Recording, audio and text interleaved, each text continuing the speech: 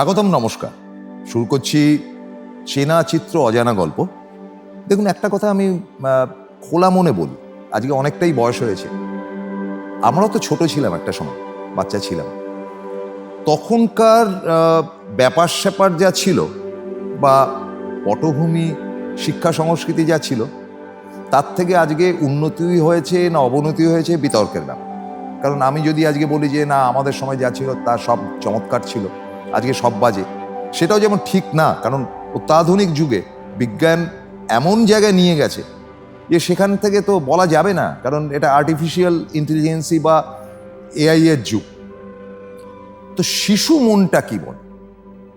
আমি শিশু ছিলাম, সবটা যে মনে আছে এমন নয়। হ্যাঁ, মনে থাকার বয়সটা কি জানেন তো, ওই ক্লাস 3, 4, 5 ওই সময় থেকে ঝাপসা ঝাপসা একটু ভালো করে চিন্তা করলে মনে আসে। আজকে ধরুন আমার নাতনি ছোট্ট, ওর ভালো লাগার জায়গাটা কি যদি কম্পেয়ার করি, আমি আমার পরিবার দিয়েই বলতে পারি যে আমার ভালো লাগার জায়গাটা ওর ভালো লাগার জায়গা। আচ্ছা, ওর ভালো লাগার জায়গাটা কি তো পরে বলবো। আমাদের সময় যেটা ছিল যে সামনে খেলার মাঠ ছিল, অসংখ্য ছোট ছোট জমি ছিল যেখানে ক্রিকেট, ফুটবল ইত্যাদি খেলা হতো। এবং এন্টারটেনমেন্ট বলতে তখন ছোটদের সিনেমা বলে একটা কথা ছিল। ছোটদের সিনেমা একটা রিলিজ করেছে, সম্পূর্ণ রামায়ণ বা এই গোত্রীয়। আচ্ছা, চলো নিয়ে এমনকি পথের পাঁচালী পর্যন্ত, পুরনো পথের পাঁচালী, নতুন পথের পাঁচালী তো আমরা দেখিনি, তখন জন্মই হয়নি। তো পথের পাঁচালী এসে নিয়ে যাওয়া হতো, কিছুই বুঝিনি, মানে কি হলো না হলো, একটা ক্লাস 4, 5-এ আর পথের পাঁচালী বোঝার কি আছে। হ্যাঁ, বাচ্চাটার জন্য কষ্ট হচ্ছিল, কেঁদেছি হয়তো। তো আজকে সিনেমা যেটা হয়েছে, ধরুন একটা 8, 9, 10 বছরের বাচ্চা, তারা কিন্তু অনেক অ্যাডভান্স। তারা কিন্তু এআই এর মাধ্যমে বলুন বা কোনো কিছুর মাধ্যমে বলুন, তারা কিন্তু অনেকটাই ইজি অ্যাক্সেসিবল বলে না, ইজি অ্যাক্সেস করে নিয়েছে সমস্ত কিছু। এবং পাকা পাকা তারা তাদের নিজেদের বয়সের অনুপাতে অনেক অ্যাডভান্স সমস্ত ফিল্ম দেখে। এবং শিশুদের ক্ষেত্রে বলা যেতে পারে যে সেক্স ভায়োলেন্সের যে জায়গাগুলো আমাদের রেস্ট্রিক্ট করা হতো একটা সময়, যে তুমি এটা দেখবে না, বা আমি নিজে জানি যে প্রায় 15, 16, 17 বছর বয়স্ক যাদের একটু গোফটো পুটে গেছে আলাদা, আমি দেখতাম যে নিউ এম্পায়ার আমাদের কলকাতার, এখন তো হলটা নেই, লাইট হাউস, মেট্রো, এরকম 3-4টি হল ছিল, ইংরেজি হল, গ্লোব, এখন একটাও নেই বোধহয়। তারা কেউ ঢুকতে দিত না যদি ছবিটি অ্যাডাল্ট থাকতো, পাক্কা। কিন্তু আজকে সেই প্রশ্ন আজকে হাতেই পেয়ে যাচ্ছি না, এটা ভালো কি মন্দ সেই বিতর্কে যাচ্ছি। বাচ্চাদের এন্টারটেনমেন্ট আমাদের সময় ছিল যেটা, সেটা ধরুন শুকতারা, শিশু সাথী ইত্যাদি বইগুলো ছিল, সেগুলো বাবা মা কিনে দিতেন। পুজোর সময় আনন্দ মেলার মধ্যে অনেক ছোটদের গল্প থাকতো, দেশে ফেলুদার গল্প থাকতো। আর একটু বড় হয়েছিল, খুব ছোটবেলাতে পাইনি সেরকম। শুকতারাটা আমাদের খুব ফেভারিট ছিল, কারণ শুকতারাতে দুটো ব্যাপার থাকতোই, একটা হচ্ছে বাটুল দি গ্রেট আর একটা হচ্ছে হাঁদা ভোদা, নারায়ণ দেবনাথের। এবং নন্টে ফন্টে তো অনেক পরে হয়েছে, অনেক পরে, আমরা তখন রীতিমতো বড়, হয়তো আমাদের ছেলেপুলে হয়ে গেছে, তারপরে নন্টে ফন্টে হয়েছে। তো নারায়ণ দেবনাথ একটা কৃতিমান পুরুষ ছিলেন, তিনি বাচ্চাদের পালসটা, কিন্তু তখন তো সিনেমা ছিল না, ছোট ছোট ছবি, আর সেই ছবির মধ্যে ডায়লগ বলছে, একটা গোল চিহ্ন আর একটা অ্যারো করা রয়েছে, অর্থাৎ হাদা বলছে কিংবা ভোদা বলছে কিংবা বাটুল দি গ্রেট মারামারি করছে। কিন্তু ছবিগুলো এত সুন্দরভাবে রাখা হতো, এত পরপর রাখা হতো যে আমাদের বুঝতে অসুবিধা হতো না যে এটা কি বলতে চাইছে, ওটা কি বলতে চাইছে।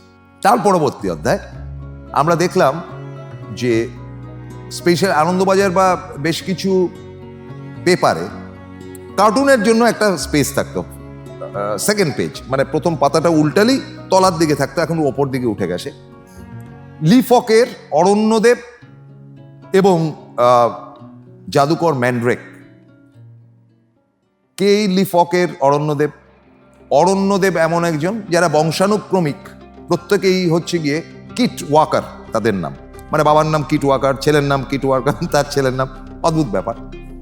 এবং তাদের একটা কুকুর আছে, সেই কুকুরটা আসলে কুকুর নয়, নেকড়ে। আর ঘোড়া রয়েছে হিরো, আর ডেভিল হচ্ছে কি ওই নেকড়েটা, আর কুকুর মানে কুকুর বলছে, আসলে ওটা নেকড়ে, আর ঘোড়াটার নাম হচ্ছে ডেভিল। পরে সেটা বই আকারে বেরোলো, এই অরণ্যদেব বেতাল নাম দিয়ে বেরোলো, এবং সেটা খুব ইন্টারেস্টিং। মানে বেতালের বউয়ের নাম অমুক, তার পরিবার তমুক, এবং ওয়েম্বেসি, লোঙ্গো ইত্যাদি। Very interesting. মানে আমাদের ছোটবেলায় হঠাৎ করে পাওয়া, ওই 5, 6, 7-এ ওঠার পর সেটা কিন্তু একটা প্রাপ্তি হয়েছিল, এবং সেটা যে বাড়িতে খুব আপত্তি করতে এমন নয়, ঠিক আছে দেখো এটা কিনে দিতে হয়তো সপ্তাহে।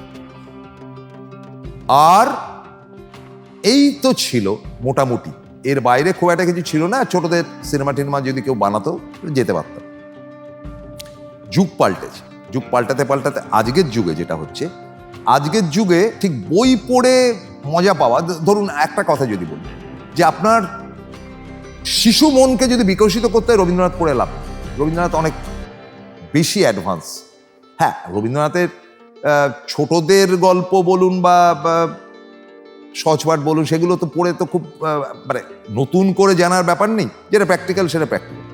ছোটদের মানসিকতা তৈরি হয়েছিল সেটা হচ্ছে ঠাকুমার ঝুলি থেকে, হ্যাঁ, মিত্র মজুমদারের। এবং ছোটদের মানসিকতা চিরকাল তৈরি করেছিলেন উপেন্দ্র কিশোর পুত্র সুকুমার রায়, অসাধারণ সুকুমার রায়। সুকুমার রায়ের গল্প আমরা যখন পড়তাম ছোট্টবেলা, হাসতে হাসতে আমাদের পেটে খিল ধরে যেত, আবল তাবল থেকে শুরু করে হজবড়ল নানান কিছু। সুকুমার রায় কিন্তু আমাদের ছোটদের মানসিকতা তৈরি করেছে, আনডাউটেড, নো ওয়ান মোর। মানে আজকের দিনে সমাজের যারা প্রতিষ্ঠিত তারা প্রত্যেকে সুকুমার রায় পড়েছেন, না পড়লে সমাজের একটা উন্নত জায়গায় যাওয়া যায় না। আজকে যেটা হয়েছে, আজকে হয়েছে কি প্র্যাকটিক্যালি সমস্ত ভিডিও হয়ে গেছে, ডোরেমন, তারপরে আরো কি কি সব আছে ফাছে। অথচ আমাদের সময় কিন্তু ভিডিওর মতন ছিল, কিন্তু ভিডিও বলে কিছু ছিল না, কারণ মোবাইল ছিল না। চার্লি চ্যাপলিন, লরেল হার্ডি, সেগুলো সিনেমা দেখতে যেতে হতো। মেট্রোতে তখন প্রত্যেক রবিবার সকালবেলা 10টা থেকে একটা মর্নিং শো ছিল। মানে ওইটার নিয়ম ছিল, মর্নিং শো দেখতে নিয়ে হয় চার্লি চ্যাপলিন বলুন বা লরেল হার্ডি বলুন, যাদের হয়তো কোনো শব্দ নেই, শব্দহীন। সেগুলো আজকের বাচ্চারা ডোরেমন দেখছে, আরো কি কি সব দেখছে। আমি নিজে দেখেছি সেগুলোতে, যে খুব যে একটা আনন্দ পাওয়ার মতন ব্যাপার তা না, কিন্তু আজকের বাচ্চা অ্যাডভান্স। তো ফলে শিশু মনের বিকাশ বলতে যেটা বোঝায় তার থেকে বেশি বিকশিত হয়ে যাচ্ছে। বিকশিতটা এত বেশি হচ্ছে যে বাবা মায়ের আলোচ্য বিষয় তারা কিন্তু খুব কুইক পিক আপ করে নিতে পারছে, যেটা করা উচিত না। এবার আবার আপনারা বলতে পারেন বিদেশে তো সবাই করছে, তাহলে করা উচিত। আমার এই বিষয়ে কিছু বলার নেই।